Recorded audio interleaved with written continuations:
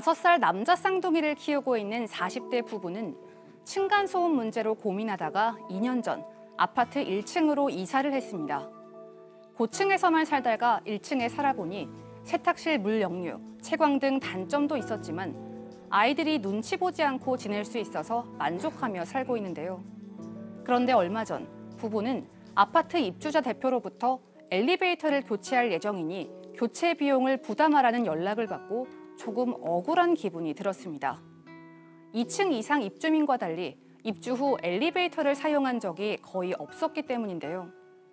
하지만 입주자 대표는 같은 아파트 주민인데 당연히 교체 비용을 내야 한다고 합니다. 엘리베이터를 사용하지 않는 1층 거주자도 엘리베이터 교체 비용을 내야 할까요?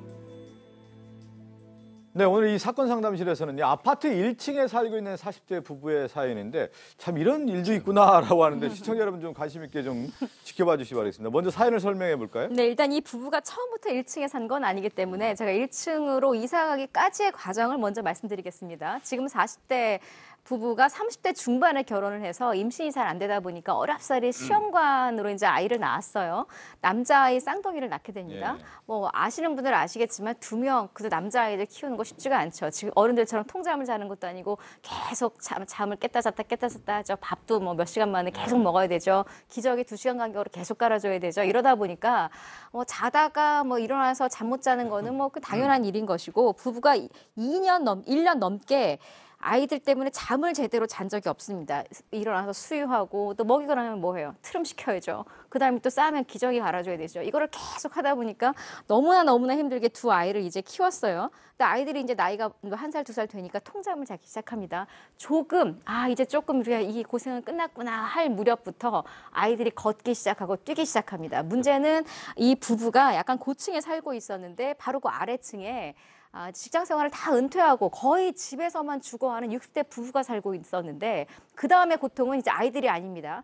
이틀에 한 번꼴로 이 부부, 그 60대 부부가 전화가 오는 거예요. 제발 저 아이들 좀 못 뛰게 해라. 이 층간소음 때문에 못 살겠다. 가만히 안 두겠다. 점점점 이게 스트레스가 강해지는 겁니다. 2돌 된 애들한테 야 뛰지 마 해봤자 걔네들이 말을 듣겠어요. 게다가 하나이면 뭐 뛰다가 말겠지만 둘이 친구가 있으니까 계속 껴다니는 거예요. 그러다 보니까 이 부부가 결국은 저 이틀에 한 번꼴 저 전화를 받느니 1층으로 차라리 이사를 가서 이런 소리는 듣지 말고 살자 이렇게 생각을 해서 결국 2년 전에 1층 아파트로 이사를 하게 됐습니다. 저도 아들만 둘 키웠는데 야 조심히 좀 걸어라 이렇게 얘기해도 소용없어요. 안 되는 문제이기 때문에 제가 충분히 이해가 되는데 그러다 보니까 이제 1층으로 이제 이사를 가게 됐어요. 근데 그 이분들이 이사 간 1층은요 28년 된 필로티가 없는 1층입니다. 그러니까 여기 해가 잘 안 들어오니까 당연히 겨울에는 춥겠지요. 게다가 욕실 물 같은 것도 잘 내려가지도 않는데요. 네. 그다음에 세탁실 쪽으로는 역류가 일어나가지고 세제 거품 같은 게 막 올라온다는 거죠. 그래서 이제 관리소에서 얘기를 많이 했나 봐요. 그러면 또 관리소에서 하는 얘기는 항상 위층에서 세제 많이 사용해서 어쩔 수 없이 그런 거다. 그래서 할 수 없이 자비들에서 고쳤대요. 뭐 그런 거 있는데 그런 불편함도 있지만 지금 이사 오기 직전까지 가장 고통스러웠던 게 뭐예요? 애들이잖아요. 1층에서는 뭐 뛰고 난리를 쳐도 누가 시비할 사람 아무도 없지 않습니까? 그런 부분에 대해서는 굉장히 좋았다고 합니다.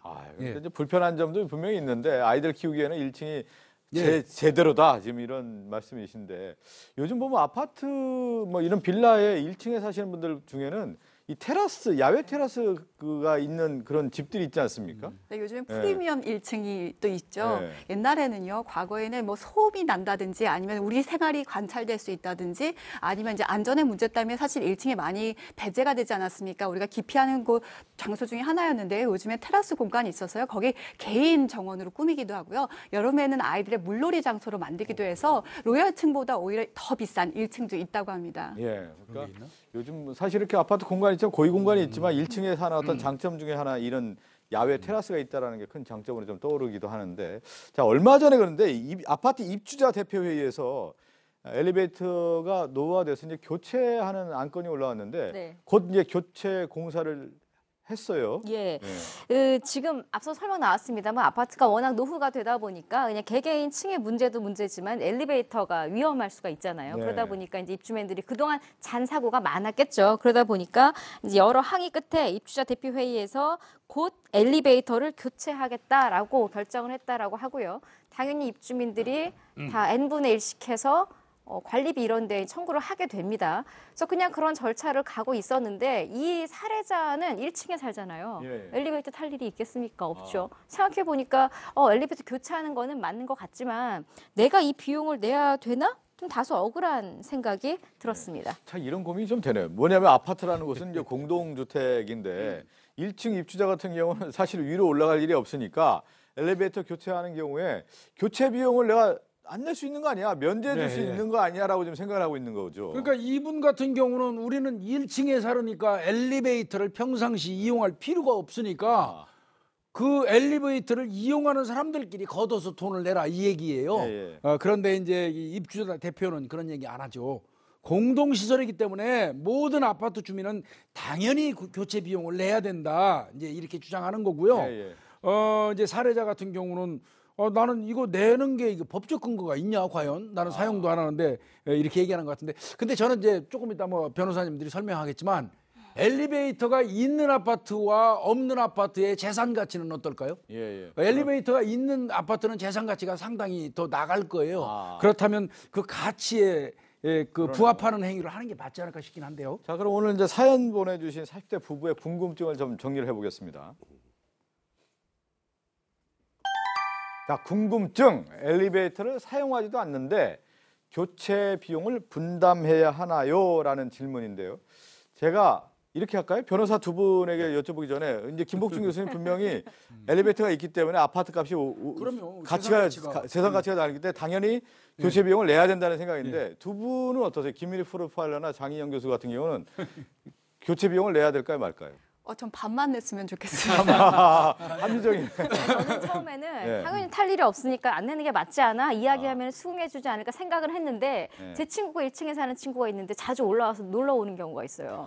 그런 친구도 그럼 1층에 사는 사람에 따라서 그러니까 1층에 사는 사람에 따라서 아예 안 쓰는 사람이 있는가 하면 또 자주 쓰는 사람도 있다 보니까 이걸 그냥 무조건 내지 말아 하기에는 또 형평성이나 이런 게 굉장히 어려울 것 같아서 내는 게 맞는 것도 같아요. 저는 저쪽 아파트 자체가 공동주택이기 때문에 1층에 살다고 하더라도 내야 되지 않을까라는 생각을 했거든요.